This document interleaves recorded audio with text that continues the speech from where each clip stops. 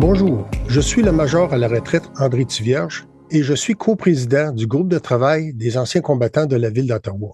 Je suis heureux de vous présenter cette initiative en partenariat avec le département de médecine familiale de l'Université d'Ottawa. Dans l'épisode d'aujourd'hui, nous explorerons le vaste écosystème de ressources disponibles pour soutenir les anciens combattants, leurs familles et les médecins qui les soignent. Nous soulignerons le Centre d'excellence en matière de douleurs chroniques pour les anciens combattants canadiens, le Centre d'intervention en cas d'inconduite sexuelle, ainsi que l'Institut Atlas pour les anciens combattants et leurs familles. Nous voulons nous assurer que vous comprenez que vous n'êtes pas seul dans votre démarche pour aider vos patients anciens combattants. Merci beaucoup et bon épisode. Je m'appelle Brent Wolfram. Je suis médecin de famille à Kingston en Ontario. Je suis moi-même un ancien combattant et directeur du programme de formation postdoctorale à l'Université Queen's. Je suis le docteur Marcus Baseman. Je suis le chef sortant de la médecine de réadaptation des Forces armées canadiennes et je serai bientôt propriétaire et opérateur clinicien de la clinique de médecine physique Beechwood qui s'occupe principalement des soins musculo-squelettiques des anciens combattants. Marcus, comment vas-tu? Très bien. C'est un plaisir de vous voir. Merci d'avoir participé. Oh, merci. Marcus, pouvez-vous vous décrire le rôle du Centre d'excellence de la douleur chronique pour les anciens combattants canadiens et nous dire combien de cliniques existent dans le pays? Je ne connais pas le nombre exact de cliniques, mais le Centre d'excellence a été créé il y a 3 ou 4 ans, je crois, grâce à une importante subvention d'Anciens combattants Canada, lorsque ceux-ci se sont rendus compte que la douleur en général au Canada, comme nous le savons, est une bête vraiment difficile à gérer et que pour les anciens combattants en particulier, les complexités dépassent les capacités de la plupart des cliniciens. Donc, il a été créé au Michael the Good Chronic Pain Management Facility à Hamilton, qui fait partie de l'Université McMaster et est dirigé par le Dr Ramesh Zacharias.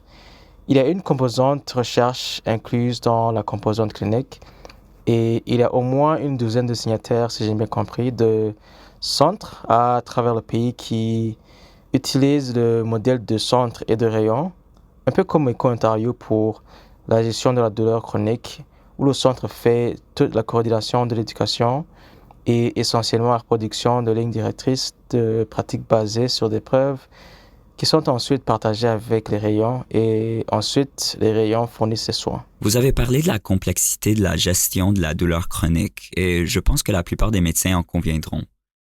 Quel type de soutien le Centre d'excellence en matière de douleur chronique pour les anciens combattants canadiens pourrait-il offrir aux médecins?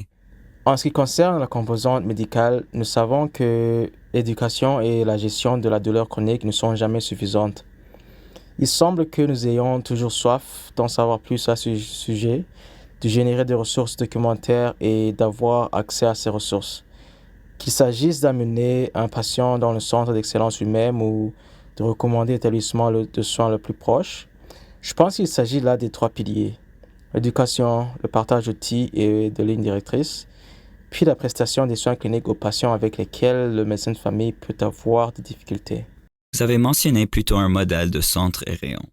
Pouvez-vous décrire comment fonctionne la relation entre le centre d'excellence et les rayons cliniques qui dispensent les soins de gestion de la douleur?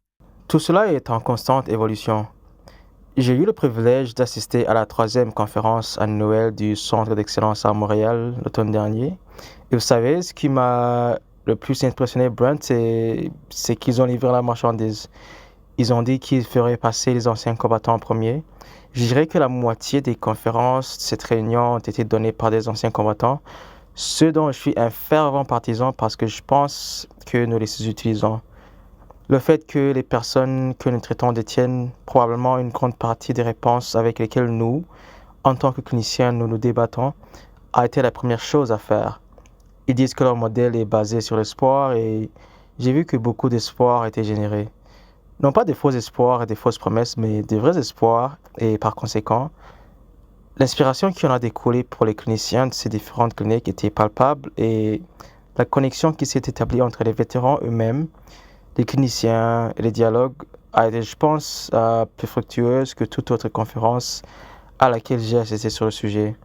Habituellement, ce sont juste les chercheurs, les cliniciens ou les groupes de défense des patients qui sont assis seuls dans leur salle et qui discutent de ce qui ne fonctionne pas. J'adore l'approche holistique, c'est merveilleux. Pourriez-vous nous parler un peu de la nature des recherches menées au Centre d'excellence et des résultats qui, selon vous, méritent d'être soulignés? Oui, il y a un certain nombre d'éminents chercheurs, dont l'un est un bon ami à moi, Jason Buse, qui est chiropraticien et qui mène une grande partie des recherches au Centre d'excellence. Et ils ont mené des recherches à plusieurs niveaux. Ce qui m'intrigue le plus, c'est que le yoga et la pleine conscience sont des pratiques qui existent depuis des millénaires et que nous redécouvrons en quelque sorte en tant qu'outil pour apaiser la souffrance humaine, qui est carrément une composante importante du dilemme de la douleur chronique. Ce n'est pas seulement la douleur, mais c'est aussi la souffrance qu'elle génère. Qu'il s'agisse d'acupuncture, de thérapie manuelle, de massage, de yoga, d'exercices de tai chi, de pleine conscience, ils sont très ouverts à l'exploration de la base d'évidence de ces pratiques. Le deuxième élément que le cannabis est une question importante pour les vétérans et ce qui a manqué jusqu'à présent, je pense, dans la recherche sur le cannabis, c'est la vie des vétérans eux-mêmes. En tant que médecin, nous pouvons dire qu'il n'y a pas de preuves ou qu'elles sont insuffisantes, mais si le patient vient nous dire que c'est la seule chose qui fonctionne pour lui, il y a un écart important entre les deux. Je pense qu'ils ont réussi à aborder cet écart en concevant des études dans lesquelles la vie des vétérans était primordiale, non pas pour remettre en question la validité de la science, mais je pense que leur avis l'ont enrichi dans la mesure où, oui, nous savons que le cannabis aide certaines personnes parfois, et que ce n'est pas un médicament formidable pour beaucoup de gens, mais qu'il est outil de survie pour certains d'entre eux. Et ils ont réussi à approfondir la question de savoir de quelle population il s'agit. Je les félicite donc pour cet aspect de leur recherche. En mettant mon chapeau de médecin de famille avec une pratique occupée et en pensant à un ancien combattant qui souffre de douleurs chroniques, j'ai besoin d'aide pour les gérer. Comment accéderai-je à l'information et aux ressources disponibles par l'intermédiaire du centre? Tout d'abord, connectez-vous à leur site web et en tant que clinicien, inscrivez-vous sur leur liste d'envoi afin de recevoir toutes les informations et les conférences et les réunions qu'ils organisent. C'est la première chose à faire. N'hésitez pas à contacter le portail qui répond très rapidement aux questions.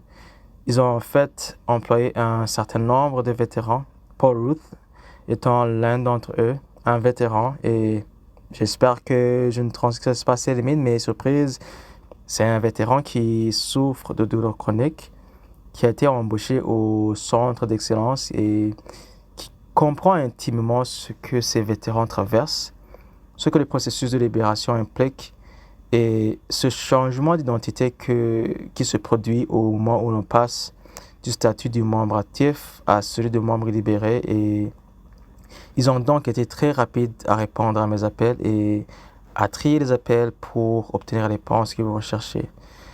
N'hésitez pas donc à les contacter. Je pense qu'en tant que médecin, nous sommes tellement occupés que nous avons l'habitude de nous débrouiller seuls parce que nous attendons à ne pas recevoir des réponses lorsque nous demandons de l'aide.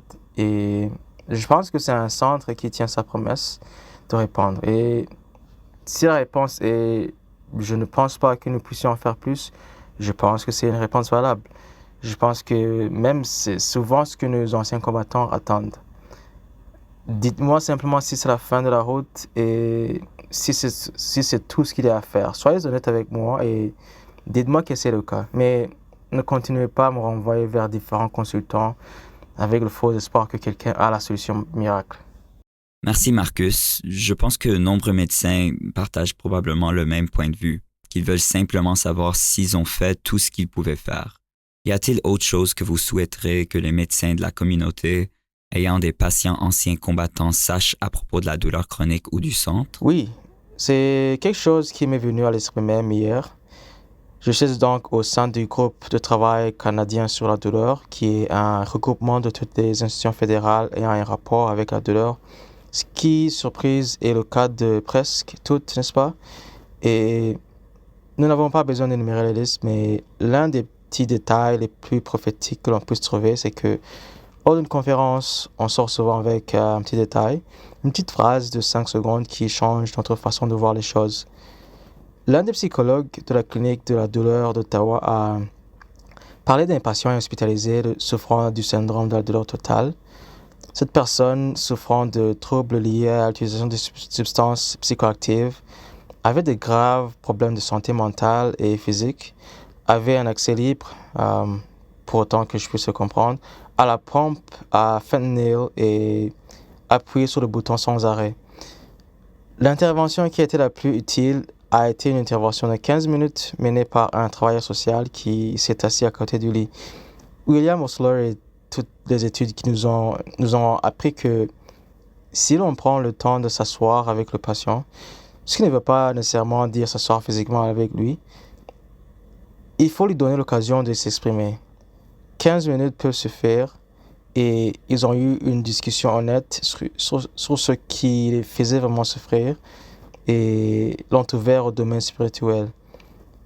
Si vous me demandez ce qu'il a changé dans cette dynamique de gestion de la douleur, je pense que nous sommes passés d'un modèle purement biologique à un modèle biopsychologique, puis à un modèle biopsychosocial. Et maintenant, nous nous aventurons dans le modèle biopsychosocial spirituel et c'est là que semblent se trouver beaucoup de réponses chez mes patients, c'est-à-dire cette question existentielle.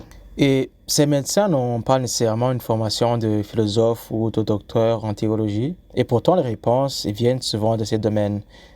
C'est ainsi que ce jeune homme a été mis en contact avec un centre de retraite qui proposait la méditation et la pleine conscience.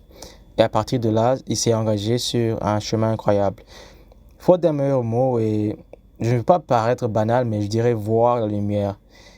Il a rencontré l'amour de sa vie au centre, s'est réorienté complètement, a cessé de consommer toutes les substances et en fait trouvé le sens de sa vie.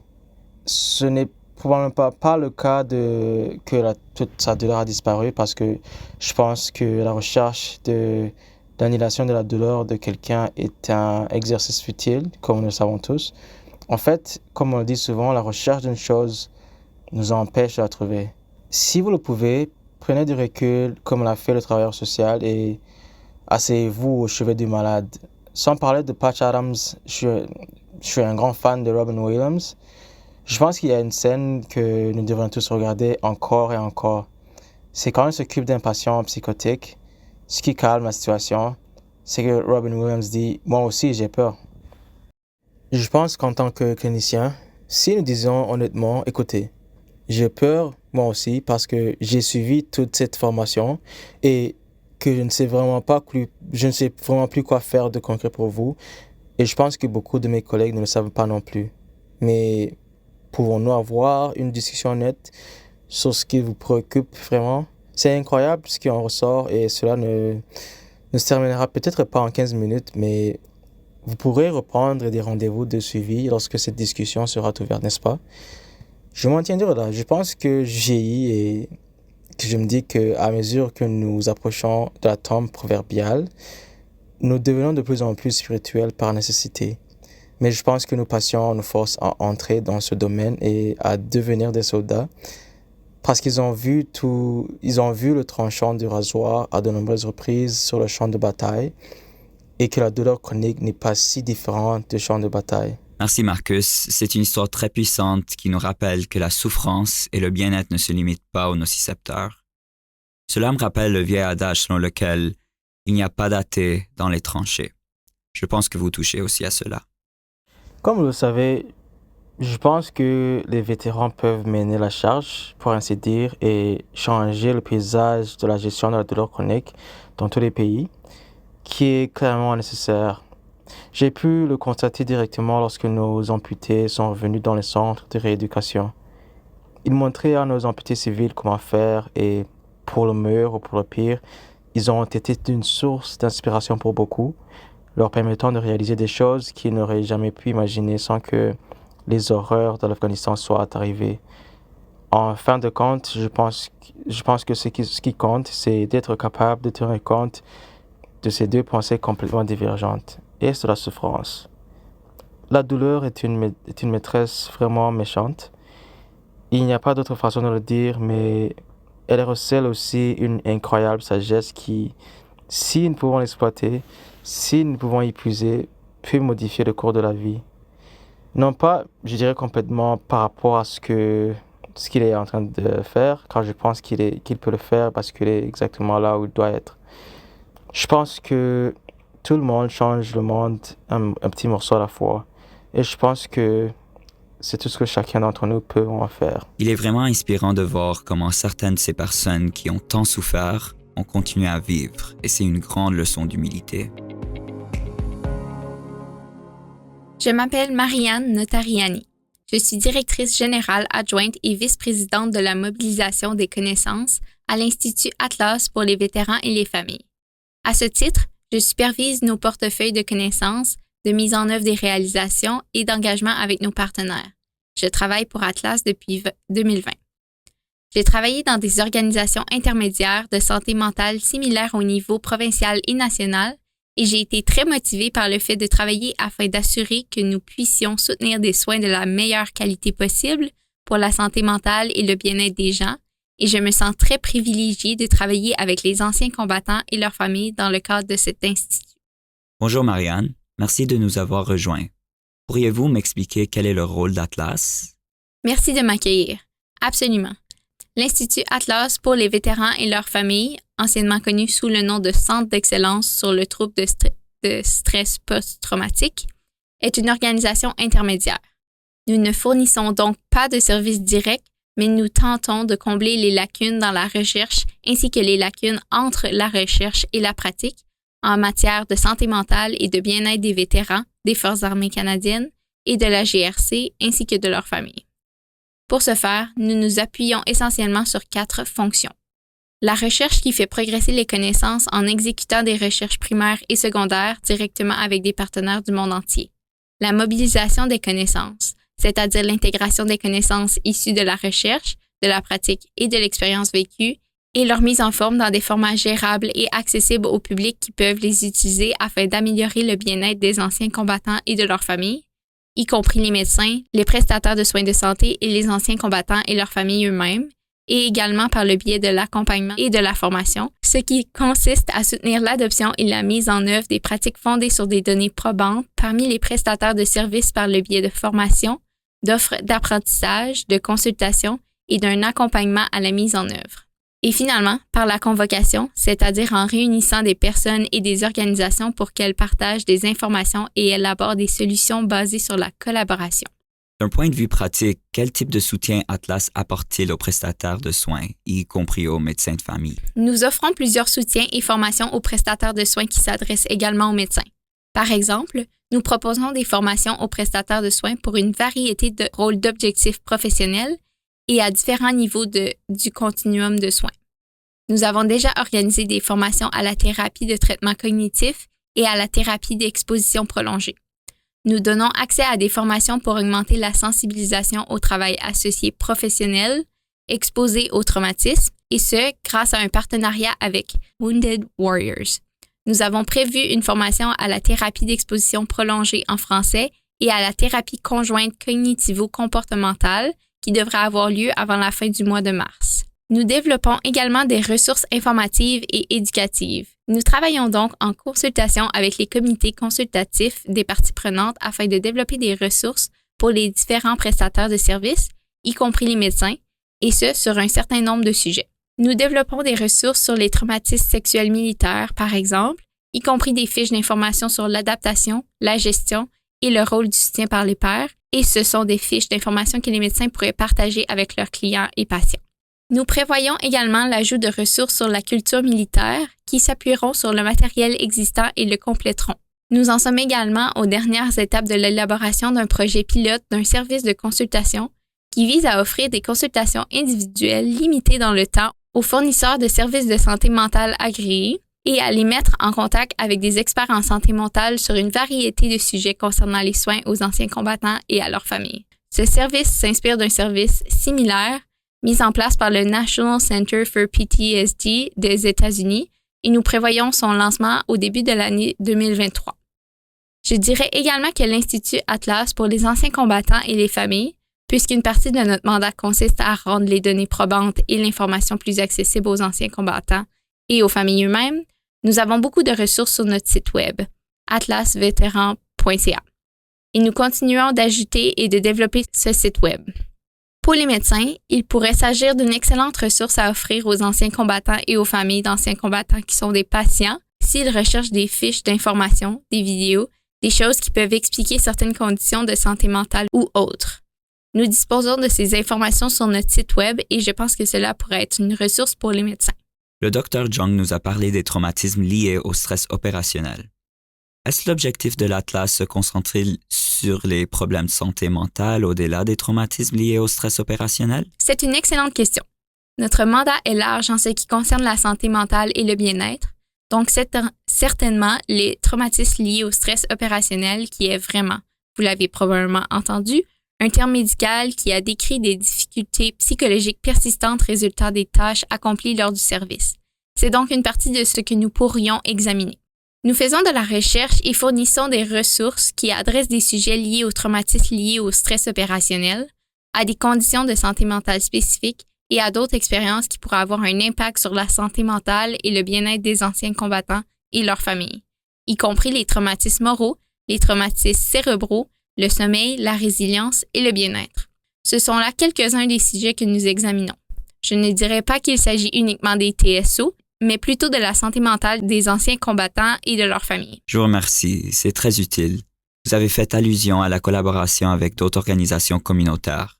Pouvez-vous me donner une idée de la manière dont Atlas établit des liens et des partenariats avec la communauté? Tout à fait. Nous sommes en contact avec la communauté de plusieurs manières. Tout d'abord, l'Institut Atlas fonctionne comme un réseau de réseaux, comme nous l'appelons. Ce réseau est constitué de groupes de référence communautaires et de comités consultatifs qui nous fournissent une orientation stratégique et des conseils et qui reflètent les perspectives des anciens combattants des Forces armées canadiennes et de la GRC, des familles d'anciens combattants, des prestataires de soins de santé de divers horizons professionnels.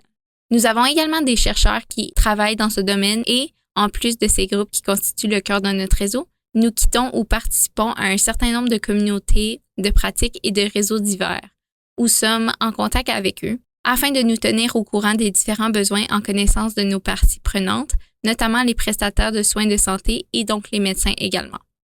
Dans le cadre de mon travail, nous sommes régulièrement à la recherche d'opportunités de consultation pour comprendre quels sont les besoins afin de pouvoir les utiliser pour informer les ressources que nous créons ou les sujets que nous pourrions publier et qui pourraient être utiles aux prestataires de soins de santé, etc.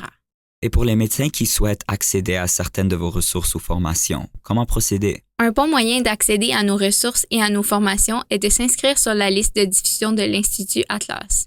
Puisque nous faisons la promotion de nos services et ressources par le biais de notre liste de diffusion, les médecins qui le souhaitent peuvent visiter notre site Web et s'inscrire et recevoir ces mises à jour.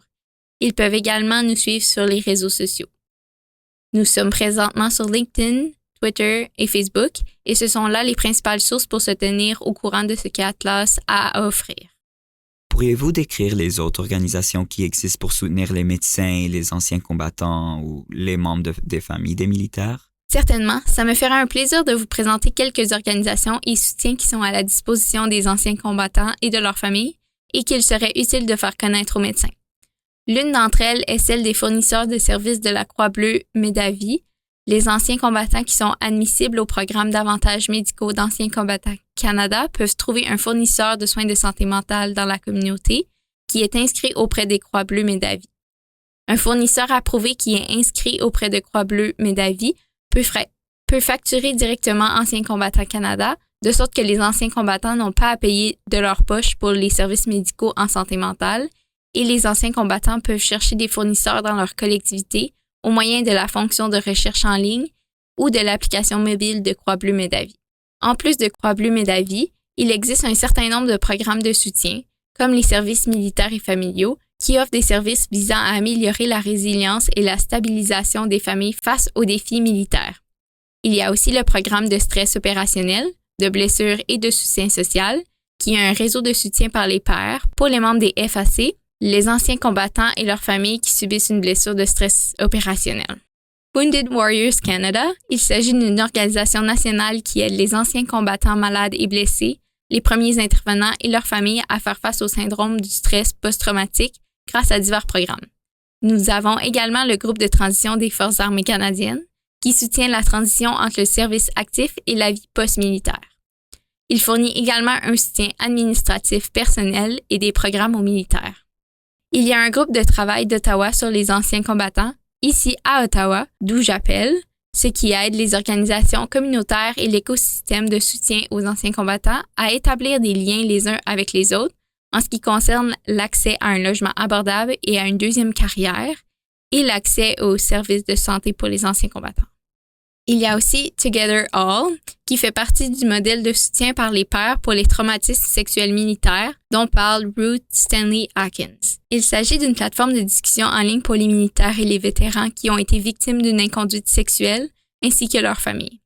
Cette plateforme a été lancée par le Centre d'intervention en cas d'inconduite sexuelle du MND et par Anciens combattants Canada, dans le cadre de leur programme de soutien par les pairs pour les traumatismes sexuels militaires. Il y a aussi le réseau des officiers d'entraide des Légions, qui se compose d'officiers d'entraide bénévoles des filiales et d'officiers d'entraide professionnels des directions qui servent de point de contact pour de nombreux anciens combattants et leurs familles. Ils peuvent fournir des renseignements et des conseils sur un certain nombre de processus d'Anciens combattants Canada, y compris toutes les étapes du processus de demande de prestation d'invalidité et le réseau de transition des vétérans, RTV. Il s'agit d'une organisation caritative nationale canadienne qui offre des programmes visant à aider les anciens combattants à faire la transition entre la vie militaire et la vie civile. Ils fournissent des services de santé mentale spécifiquement destinés aux anciens combattants d'un océan à l'autre et à Vets Canada, un organisme de bienfaisance sans but lucratif enregistré au niveau fédéral qui compte des centaines de bénévoles dans tout le pays, dont la plupart sont d'anciens militaires actifs ou des membres de la GRC. Il s'agit là d'une liste très complète de mesures de soutien aux anciens combattants que, je pense, de nombreux médecins de famille ne connaissent pas. Merci beaucoup, c'est très utile. Pour les médecins, si vous souhaitez disposer d'un guichet unique pour les ressources que vous offrez aux anciens combattants et à leurs familles, et obtenir des renseignements qui pourraient vous être utiles dans le cadre de votre pratique, vous pouvez vous rendre sur le site atlasveteran.ca. Vous verrez en haut de notre barre d'accueil, il y a un onglet « Ressources ». Et dans cet onglet, vous remarquerez que nous avons un répertoire de services. C'est une excellente façon de trouver des renseignements sur les services de crise et d'urgence, le soutien par les pairs, le counseling et les outils éducatifs destinés aux anciens combattants et à leurs familles dans des situations qui ne mettent pas leur vie en danger. Ce qui pourrait être une excellente ressource que vous pourriez transmettre à vos clients, anciens combattants et à leurs familles. Vous verrez également l'onglet « Centre de ressources » qui vous permettra d'effectuer des recherches dans notre bibliothèque de ressources, y compris des fiches d'information, des rapports de recherche, des vidéos, des guides, des pages web et bien plus encore. Il s'agit de ressources produites par Atlas et par un nombre de nos partenaires et destinées aux vétérans, aux familles, aux prestataires de soins de santé et aux chercheurs. Je vous le recommande. Vous pouvez facilement l'ajouter à vos favoris et l'accéder rapidement aux informations qui vous sont utiles, à vous et à vos patients. C'est très bien et merci beaucoup de nous avoir rejoints, Marianne. Et merci pour tout le travail formidable qu'Atlas accomplit dans le soutien des soldats, des vétérans et de leurs familles. Je vous remercie encore une fois de m'avoir invité. Bonjour, je m'appelle Ruth Stanley Atkins. Je suis conseillère spéciale auprès du Centre de soutien et des ressources sur l'inconduite sexuelle et j'ai travaillé pendant de nombreuses années dans les services de santé en tant qu'assistante sociale, psychothérapeute spécialisée dans les traumatismes. J'ai également dirigé des services de santé mentale pendant une courte période avant de prendre ma retraite. Cela fait environ 6 ans que je travaille avec le Centre de soutien et de ressources sur les conduites sexuelles, que j'aide à faire avancer les projets visant à comprendre les traumatismes et à travailler sur les pratiques éclairées sur les traumatismes. Pourriez-vous m'expliquer quel est le rôle du Centre de réponse en cas d'inconduite sexuelle? Bien sûr, cela me fait plaisir. Nous avons été créés en 2015, de sorte que certains vétérans et certains médecins vétérans ne sont peut-être pas au courant de ce que nous avons à offrir. Essentiellement, nous avons été établis afin de fournir un soutien et des options aux personnes qui ont vécu une expérience d'inconduite sexuelle, également connue sous le nom de traumatisme sexuel militaire. Nous sommes des conseillers qualifiés. Nous disposons d'une ligne téléphonique accessible 24 heures sur 24. 7 jours sur 7, 365 jours par année, et ils peuvent apporter leur soutien à tout moment. Ils sont rejoignables au 1-844-750-1648 et ce numéro se trouve dans l'une des diapositives. Nous apportons également notre soutien aux prestataires de services tels que les médecins de famille, en particulier si vous soignez des vétérans qui ont été victimes d'inconduite sexuelle. Lorsque nous examinons le dernier recours collectif, nous constatons que, durant des décennies, beaucoup de personnes ont été confrontées par de l'inconduite sexuelle et des traumatismes sexuels militaires pendant leur service. Ce que nous pouvons faire pour les médecins, c'est leur fournir des informations sur le contexte militaire et leur présenter des informations sur les options possibles. Nous pouvons les aider à soutenir les personnes dont ils s'occupent, leurs patients. Mais nous pouvons aussi soutenir les médecins de famille qui ont la charge d'entendre ces histoires difficiles et de comprendre ce que les gens ont vécu, ainsi que la frustration et les émotions qui en découlent. Enfin, nous pouvons faire le lien entre les différents services. Ce que nous aimerions faire, c'est apporter un soutien à vos patients en attendant des services plus formels. Nous avons beaucoup d'autres atouts dans notre jeu. Nous avons une équipe de liaison militaire qui peut fournir des informations sur les processus militaires, qui peut assurer la liaison avec les chaînes de commandement et nous travaillons très, très étroitement avec eux. C'est important à savoir que les gens peuvent appeler notre ligne. Ils ne sont pas obligés de s'identifier, ils peuvent le faire de manière anonyme en utilisant un pseudonyme. Nous voulons que ce soit le plus traumatisme informé possible, afin que les gens ne se sentent pas obligés de s'inquiéter des informations qu'ils nous fournissent. Nous disposons également d'une coordination de la réponse et du soutien, qui est une sorte de fonction de gestion de cas qui fournit un soutien continu aux personnes qui font partie de notre mandat, et ces personnes sont disponibles pendant les heures de bureau et peuvent même faire d'autres activités, comme plaidoyer une cause. Elles peuvent accompagner les personnes à leur rendez-vous, qu'il s'agisse d'un rendez-vous juridique ou d'un rendez-vous pour un engagement réparateur. Et bien sûr, nous sommes responsables du programme d'engagement réparateur qui fait partie du recours collectif du MDN des Forces armées canadiennes. Nous avons donc beaucoup de choses en cours. Nous avons l'application Together All, qui est un programme de soutien par les pairs, un soutien par les pairs suivi cliniquement, et nous avons plusieurs ressources afin que nous puissions vous aider. Pourriez-vous nous en dire un peu plus sur le programme de démarche réparatrice? Le programme d'engagement réparateur fait partie du recours collectif contre l'inconduite sexuelle des FAC MDN. Les personnes qui sont membres du recours collectif ont été victimes d'inconduite sexuelle et peuvent choisir de participer à l'engagement réparateur dans leur demande au titre du recours collectif. Il s'agit d'un type d'engagement fondé sur les principes de la justice réparatrice. Mais c'est un peu une innovation dans la mesure où il ne parle pas avec la personne les ayant nui, mais plutôt avec un représentant institutionnel, que cette personne soit en uniforme ou qu'il s'agisse d'un employé du MDN. Ils ont ces options. Cette conversation est facilitée par un praticien de la justice réparatrice. Elle est confidentielle et les participants peuvent décider ce qu'ils veulent dire et de la manière dont ils veulent le dire. Cet engagement peut être direct ou indirect. Le représentant institutionnel est appelé représentant de la défense dans notre programme. La personne peut décider de parler avec le représentant de l'expérience d'inconduite sexuelle, peut fournir des informations sur la manière d'améliorer les environnements de travail des FAC et du ministère de la Défense nationale. Essentiellement, cela leur donne une voix, une opportunité d'exprimer leurs besoins et de fournir des recommandations sur le changement de culture. Et vous avez mentionné qu'il y a un groupe particulier auquel vous avez le mandat de fournir des services. Pouvez-vous me dire qui est ce groupe? À quoi il ressemble? Certainement. Notre mission consiste à fournir des services aux anciens combattants.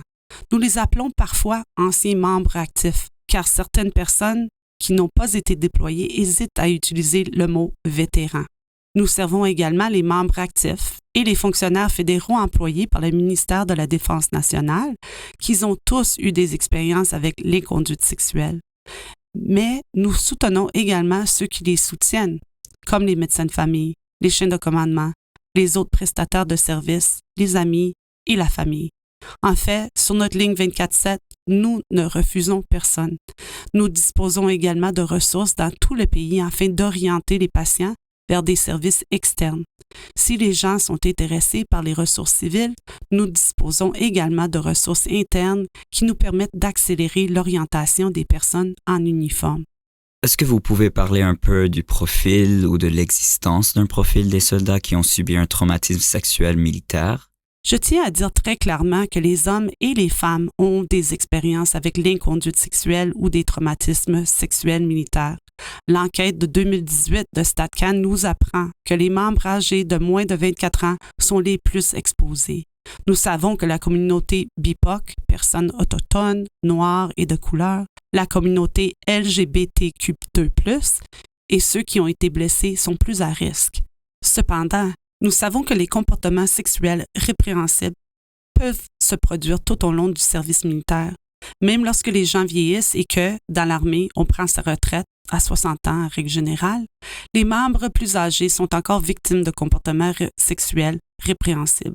Il y a des hommes, il y a des femmes, et c'est quelque chose dont nous devons tous être conscients. Je vous remercie. C'est un point de vue très important dont nous devons nous souvenir en tant que prestataires de soins. Tout le monde peut être victime de traumatisme sexuel militaire et il ne faut pas exclure quelqu'un en fonction de son sexe, de son âge et de toute autre variable.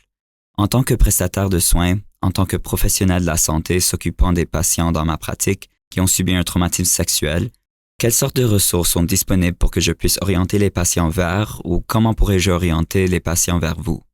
Appelez notre ligne de conseillers formés 24 heures sur 24 et 7 jours sur 7.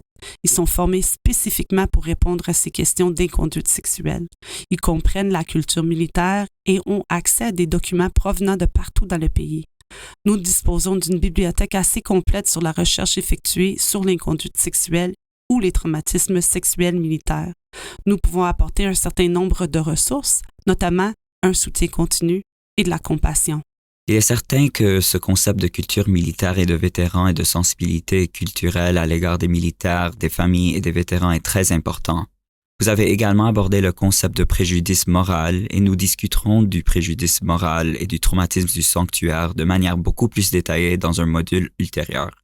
Y a-t-il autre chose que vous souhaitez ajouter ou si vous aviez un message à adresser aux médecins de famille qui soignent des patients ayant subi un traumatisme sexuel militaire, quel serait ce message? Mon message serait le suivant. Vous faites un important travail. Les anciens combattants et les anciens membres des forces armées qui ont été victimes d'inconduite sexuelle sont des personnes merveilleuses. Ce sont des gens qui continuent à mettre un pied devant l'autre. S'ils ont besoin de soutien en attendant d'être orientés vers d'autres services, ce qui, dans le monde civil, peut prendre un certain temps, sachez que nous pouvons leur apporter ce soutien. Nous pouvons également servir de caisse de résonance aux médecins de famille qui ont entendu ces histoires, les vérités des expériences vécues par les gens. Ils ressentent de la colère et la frustration. Nous sommes tous humains. Nous formons une équipe et nous devons travailler ensemble.